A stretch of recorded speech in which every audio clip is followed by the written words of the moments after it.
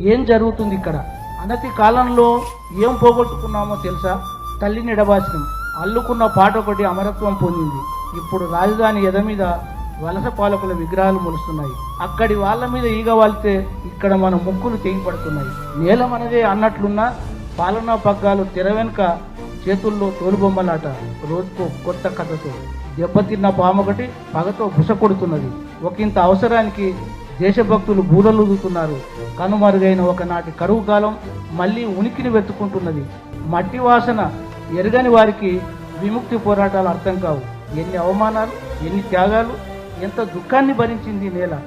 మన కాలంలోనే కదా కూర్చలేని విధ్వంసం అందిపుచ్చుకున్న కాలమంతా అధికారానికి తొడలు చల్చడానికి, మీసాలు తిప్పడానికే సరిపోవడం లేదు. ఎవరెంత చెప్పినా చెవికెక్కకపోతే మిగిలిన కాలమంతా అభివృద్ధిది కుంభనిద్రని.